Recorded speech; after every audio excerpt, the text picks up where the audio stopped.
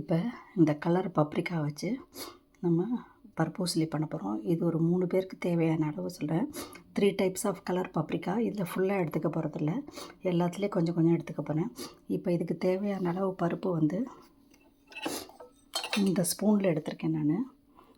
கடலைப்பருப்பு 1 ஸ்பூனு, துவரம்பருப்பு 1 spoon, plus பாசிப்பருப்பு இதில் 2 ஸ்பூன் எடுத்திருக்கேன். நல்லா ஊற வச்சிடணும். இது வந்து 2 காஷ்மீரி சில்லி எடுத்திருக்கேன். இது 3 ஊறினதுக்கப்புறம் இந்த பருப்பு எல்லாத்தையும் ஃபஸ்ட்டு நைஸாக அரைச்சிக்கிறோம். நான் வந்து கடலைப்பருப்பும் துவரம்பருப்பும் கொஞ்சம் கம்மியாக தான் எடுத்துப்பேன், பாசிப்பருப்பு கூட எடுத்துப்பேன். ப்ளஸ் மிளகா வத்தல் எல்லாத்தையும் போட்டுட்டு அரைச்சிடுவேன். ஃபஸ்ட்டு குறன்னு கொஞ்சமாக எண்ணெய் விட்டு அரைச்சிடுவேன். சும்மா பேருக்கு கொஞ்சம் வரன்னு போகாமல் இருக்கிறதுக்கு. இது எல்லாத்தையும் அரைச்சி லேசாக ஸ்டீமிங் பண்ணிவிட்டு அதுக்கப்புறமா தான் மஞ்சப்பொடி உப்பு போடுவேன் நான். ஏன்னா அப்போ தான் உங்களுக்கு நைட்டு வரைக்கும் அந்த உசிலி நல்லாவும் இருக்கும், ஹார்டாக இருக்காது. நம்ம இந்த பெருங்காயம் மஞ்சப்பொடி உப்பெல்லாம் போட்டால் கலரும் மாறிடும், ப்ளஸ் வந்து டேஸ்ட்டும் கொஞ்சம் இந்த மாதிரி பண்ணினா டிஃப்ரெண்ட்டாக இருக்கும். வச்ச பருப்பு எல்லாத்தையும் போட்டு 2 ஜீரகம் போட்டிருக்கா, கொஞ்சம் வாசனைக்கு நல்லாயிருக்கும். மிளகா வத்தல் இது எல்லாத்தையும் போட்டு கொஞ்சமாக தேங்காய் எண்ணெய் விட்டு குறன்னு அரைச்சிக்குவோம். இப்போ இந்த கலர் கேப்சிகம் வந்து கட் பண்ணி வச்சுருக்கேன்.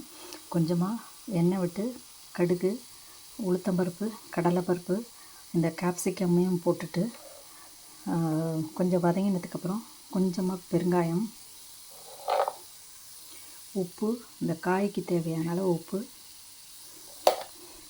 நான் எப்போதுமே கொஞ்சம் லெமன் ஜூஸ் புழிவேன், அது கொஞ்சம் டேஸ்ட் ரொம்ப நல்லாயிருக்கும். கொஞ்சமாக லெமன் ஜூஸு புழிஞ்சிட்டு இது கொஞ்சம் வதங்கி தனியாக எடுத்து வச்சிடணும். மீன்வாயில் வந்து உசிலிக்கு வந்து வேக வச்சுருக்கேன். அது ஆறுனதுக்கப்புறம் எடுத்து உதுத்துட்டு இது பண்ணும். இதுக்கு வந்து தேங்காய் வந்து ரொம்ப கொஞ்சமாக போட்டிருக்கேன், சும்மா ஒரு வாசனைக்கு தேங்காய் கொஞ்சமாக போட்டிருக்கேன். இது கொஞ்சம் நல்லா கொஞ்சம் க்ரன்ச்சியாக இருக்கிற அளவுக்கு வேக வச்சா போகிறோம். ரொம்ப நைஸாக வேக வேண்டாம், கலரும் மாறாமல் அழகாக இருக்கும் பார்க்குறதுக்கு.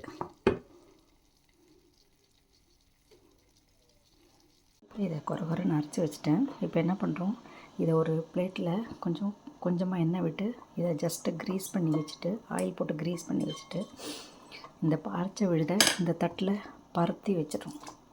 பருத்தி வச்சு ஜஸ்ட்டு ஒரு 2 மினிட்ஸ் வந்து 2 to 3 மினிட்ஸ் ஸ்டீமிங்கில் வச்சோம்னாக்க கொஞ்சம் ரொம்ப இதாகாது, நல்லா வெந்துடும்.